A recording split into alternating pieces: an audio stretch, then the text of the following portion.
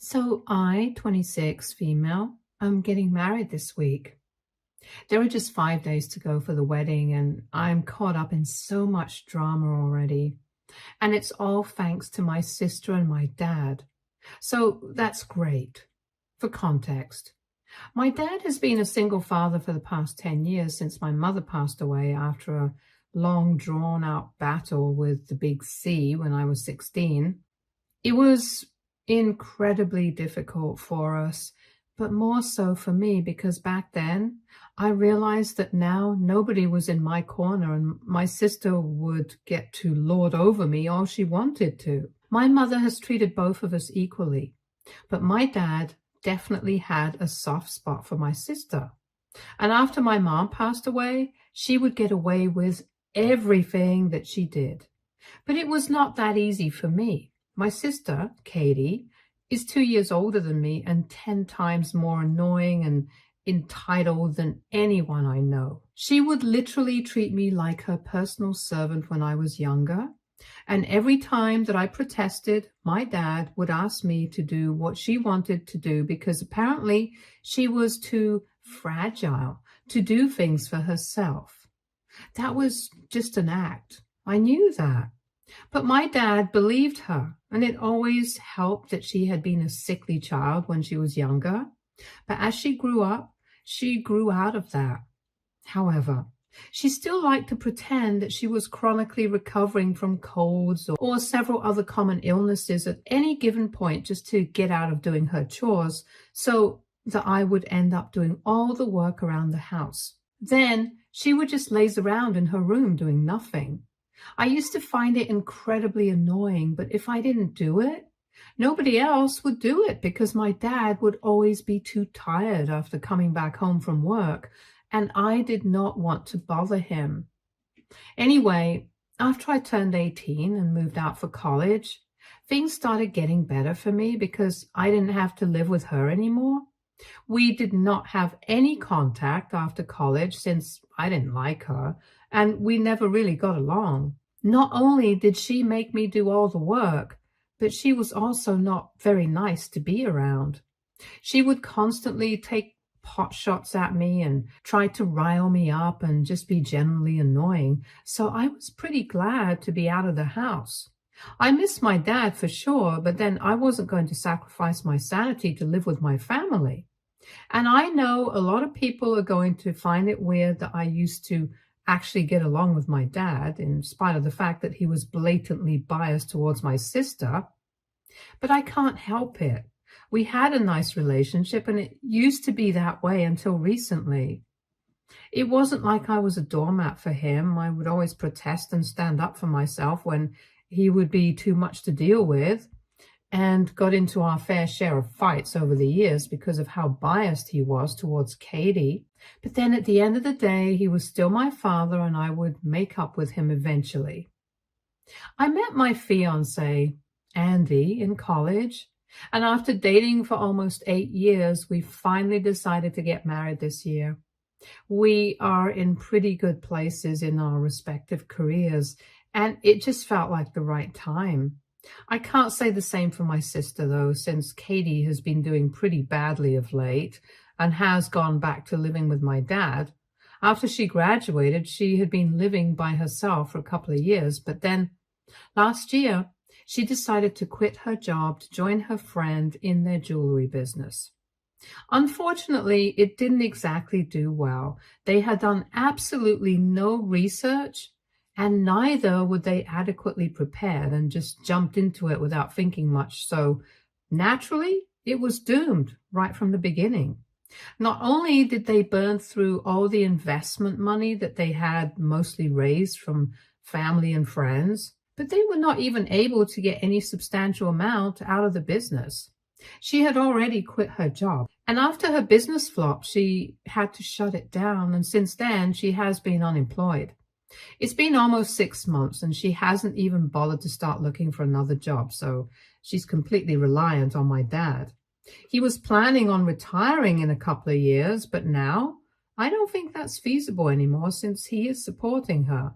This is just one of the things that we used to fight about recently because I think that he needs to tell her to get up and find a job because she can't just rely on her aging dad for the rest of her life and mope around because of one failed business venture.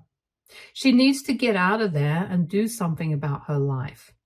But my dad says that she just needs some time to get over things and deal with this emotionally before she commits to anything else. We have very opposing views on this topic, so we try not to talk about it since it will only lead to a fight. Besides, I got engaged just a couple of weeks after she had to shut down her business, and my dad thinks that that's another reason why she's so upset, because even her younger sister is doing so well in life, and she can't even bring herself to get out of bed on most days. I know for a fact that she is jealous of me right now because she makes sure that she puts it out on social media and pretends that everything awful in the world is happening to her just for attention. And every time somebody responds to her posts, that definitely seems like a cry for help. She brings up how I am doing so great and how she deserves all of this and not me, but apparently I got it because I'm willing to manipulate and step on people to get ahead. I obviously don't do that. And I am where I am because of my hard work and efforts. And she is where she is because she likes to play the victim. Even though she is the one responsible for all the bad things that have been happening to her, well, except for one, maybe. 3 weeks ago, her cat passed away after almost 15 years. She's had that cat for a really long time, and she was extremely attached to him. When that happened, she was naturally racked with grief, and my dad told me that things were so bad that I started feeling bad for her. I'm not going to lie, I wanted to reach out to her and give her my condolences, but I did not want to seem fake, so I just told my dad to convey my message. Anyway, she had already been pretty depressed, and then when her cat passed away, she refused to even eat for days, and my dad would have to literally beg her to get out of bed and try to survive. It was really pathetic, and I really felt bad for both of them. But I was really busy with wedding prep because there were just a couple of weeks to go until the big day, so I decided not to involve myself too much with what was going on there. I kept in touch with my dad, and I would comfort him whenever he would be too upset about the way Katie was behaving, but that was really the most that I could do.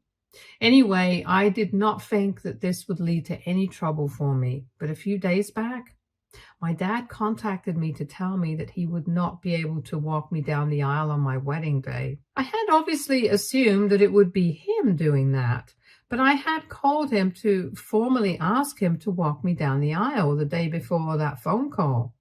I thought that he would accept it immediately, but he told me that he needed some time to think about it, which was suspicious.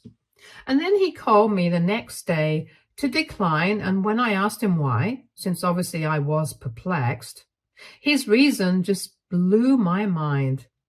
He told me that Katie had cremated her cat a few weeks ago, and now she wanted to go to Hawaii and scatter his ashes on the beach because a couple of years back, she and a bunch of her friends had gone on a road trip to Hawaii, and she had taken her cat with her. So apparently she had a lot of good memories of that place, and it was special to her. And the day of my wedding was exactly 1 month after her cat had passed away. So she wanted to scatter the ashes on my wedding. So not only did my dad decline to walk me down the aisle, but he was also telling me that he would not be able to be present at my wedding. He said he was really sorry about this and wanted to make it up to me later, but he would have to go with Katie since this was the first time in weeks that she had spoken about wanting to do something and get out of the house. She also specifically requested my dad to accompany her because she wanted somebody to be there to emotionally support her. I was extremely pissed off when he said that, but I tried to deal with things calmly, and I told my dad that maybe a friend of hers could accompany her, or maybe she could do it at least one day after my wedding, just so that he would at least be able to attend. I wanted at least one parent to be present at my wedding, but my dad said that she was pretty firm about what she had said, and he made the same suggestions himself as well because he wanted to be able to attend my wedding as well. But when he tried to suggest anything else, she got really upset and started accusing him of not caring about her feelings.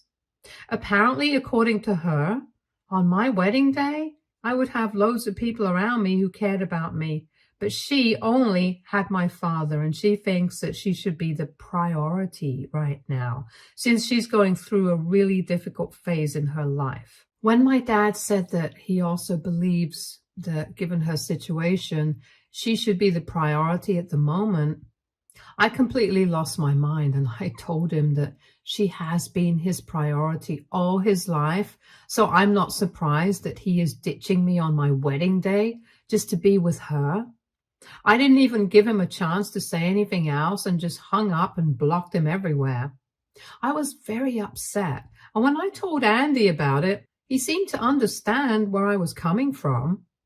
I cried a lot for the next 2 days, but then I decided to get back at my father and do something that I knew would piss him off.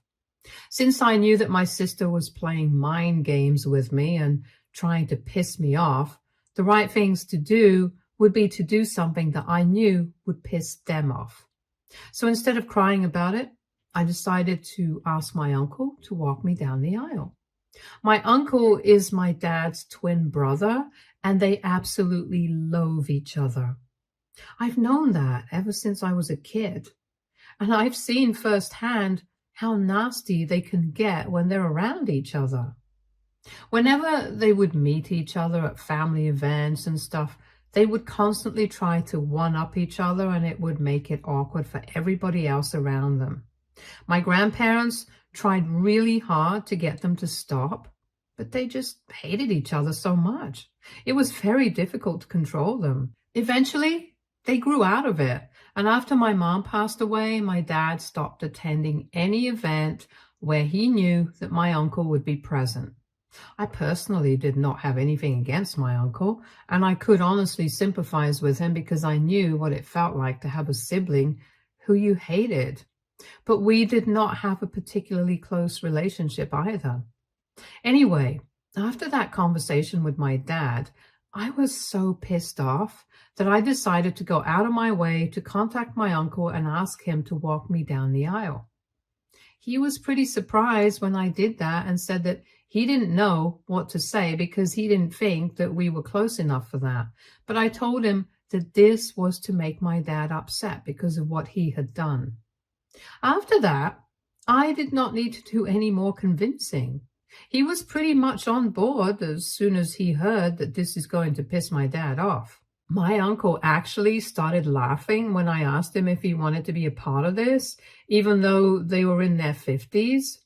He told me that he would still never pass up an opportunity to embarrass his brother. Amen to that. Anyway, we agreed that we were going to make a post about it, and that would definitely reach my father. So that very evening, I posted about how I was so grateful to my uncle for agreeing to walk me down the aisle, and within hours, I received a phone call from my father. I had unblocked him for that purpose, and as soon as he reached out to me, he told me that he was very upset that I had even considered talking to my uncle and was replacing him with that guy of all people. He told me that he would convince Katie to delay the scattering of the ashes. But now, all I had to do was agree to let him walk me down the aisle because it would be very embarrassing and insulting for him to have my uncle walk me down when he was still well and alive. I told him that he had a chance and he blew it over Katie, and now I was giving him a taste of his own medicine. He got really upset and said that I was being petty and immature, and I agreed. I am indeed being petty and immature. But that just seemed to upset him even more, and by the end of the phone call, he was in tears and said that he had never expected me to act like this just because he was trying to be there for my depressed sister who had it a lot harder than I did right now. He said that I had absolutely no empathy and was being pure evil because my sister had literally lost everything and I couldn't even let her have my dad for one day. And now I feel like what I did was kind of insensitive because he was right about my sister having lost everything. So I need you guys to tell me if I need to apologize to my dad or not. So AITA, I asked my uncle to walk me down the aisle after my dad declined because my sister wanted him to accompany her to Hawaii on my wedding day. Update 1. 2 days to go for the wedding, and you know what? I'm just going to walk down the aisle by myself. Instead of putting myself through all of this hassle, I think it's more appropriate for me to just walk the aisle on my own, since in the long run, I have realized that I'm going to be on my own. I spoke to my uncle, and since we already got the reaction we wanted from my dad, he said he was fine with it. He's just going to be a guest now, like he was supposed to be earlier. He did not mind it anyway, since he had been skeptical about walking me down initially, too. I also spoke to my father, but I did not speak to him on a phone call because that would lead to another confrontational conversation. So I just left him a message and said that if he wanted to attend the wedding, he was free to do so, but he did not need to walk me down the aisle. I also told him that if he did not want to attend the wedding and wanted to go to Hawaii with Katie, he was free to do that as well. But then I was sorry to say that I would have to cut him off for the rest of my life, because he has had enough chances to prove to me that he is going to treat me like a priority when it really comes down to it, but has failed to do that every single time. And now I just don't want to tolerate this kind of disrespect anymore. I want to get married, and I want to be happy when I'm getting married. I have worried enough about what he's going to think about how other people are going to feel about my decisions, and it's been a colossal waste of my time, since he has never bothered to care about how I would feel about certain things. If he had, he never would have dropped the bomb on me with just a couple of days to go for my wedding. And if he cared, he would have apologized to me after I sent that message to him. But he hasn't even bothered to reply to me. I've spoken to Andy as well about this, and he thinks it's the right call to make sense. There are just a few days to go for the wedding, and we still haven't been able to sort things out with my father yet. At this point, I don't even think I have any other option. Update 2. Hey, so first things first. I got married yesterday. I still can't believe it. I'm actually married now, and along with the engagement ring on my finger, I also have the wedding band. It's surreal. And I'm so happy right now. So I hate to have to think about my dad and my sister, but I owe you guys an update. And a detailed one at that, since I kind of just ranted and left in the last one. Unfortunately, or maybe fortunately, my father did not attend the wedding. Yep, from what I know, he decided to attend the scattering of the ashes of my sister's dead cat in Hawaii with her, which is a normal thing to choose over your other daughter's wedding. Anyway, I don't even want to get into that, since some people gave me a lot of hate for acting like I was not taking my sister's depression seriously.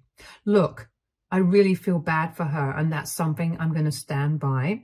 Depression is a terrible thing, and I wouldn't even wish it on my worst enemy, which ironically happens to be Katie. Anyway, it was not depression that led her to do this. It was her severe and crippling need to go against me and be the center of attention at all times that made her choose to scatter her cat's ashes in Hawaii on the day that I was supposed to get married. She could have really waited for a couple of days and then done that, or maybe she could have done that earlier.